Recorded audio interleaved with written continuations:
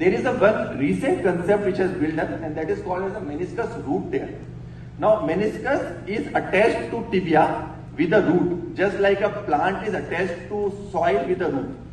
So this is one of the main important pathogenic factors which has been determined to be the causative agent of early fast progress of osteoarthritis.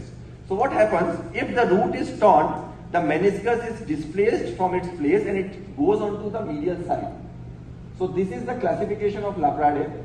And if you leave a meniscus root tear unattended, it will lead to a very rapid progression of osteoarthritis. So if you leave a root tear, meniscus complete root tear unattended, it will lead to a very fast progression of osteoarthritis. In 1 or 2 or 3 years, the patient will need a total knee replacement or a partial knee replacement surgery.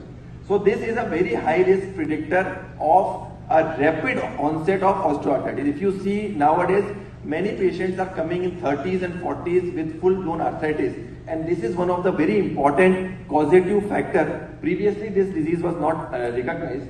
Now it is recognized and now it is to be fixed. So there are two techniques of fixation, a transtibial technique and a root fix technique. So I'll be just focusing on this particular technique. This is called as a root fix technique. So this, what we do is, because the meniscus is torn from the tibia, we put an anchor on the tibia and we repair the meniscus onto the tibia with the help of this device, and this is called as a root fix device. So this is a patented device and we fix it onto its place. So this is how it works. This is an animation. So when the root is avulsed from its attachment, we put an anchor in a retrograde fashion. So where the root is torn, we put an anchor in a retrograde fashion. So these are the two simultaneous video. One is an animated video, one is an actual video. So the drill goes in. The drill goes in, and over that we put a needle. Over that needle we put a wire, and over that wire we put an anchor. So these are 3 steps.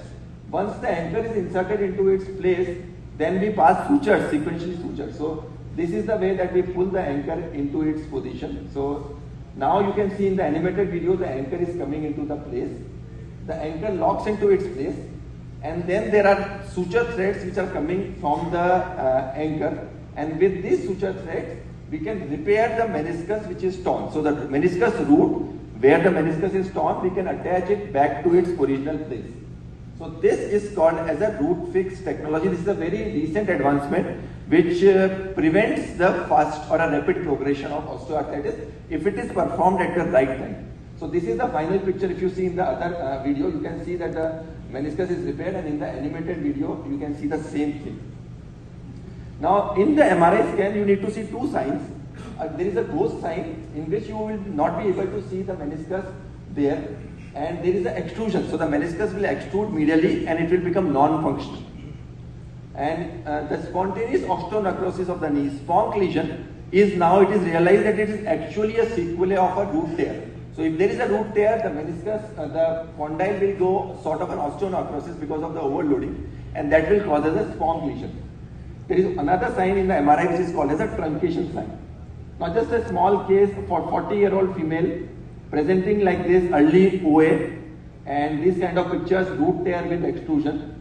So this is the anchor that we use, we just saw, and this is a small video. So again we see that the joint is starting to degenerate, and there is a root tear, and we just use the anchor into its place in the retrograde fashion. So you can see that the anchor is now going in. This is an all suture, non-metallic, non-plastic anchor.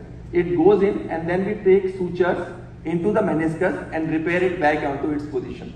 So the meniscus repair is into its place, and the meniscus which is non-functional becomes a functional meniscus, and it's loading more of the joint forces. So the progression of the osteoarthritis in these cases will be slowed down, and the need of joint replacement will be delayed. And bad patterns you can address with this. So if you see the pre-op and post-op, you can see that the ghost sign, truncation sign is reduced, the meniscus extrusion is reduced, and we are actually able to reduce the progression of the osteoarthritis. So you can see the pre and post-op MRIs. Here we are seeing ghost sign, and here you can see the meniscus, and in the tibia, if you see, you can see small anchors. into its place. So this is the anchor on the tibia in the post-op images, if you can see.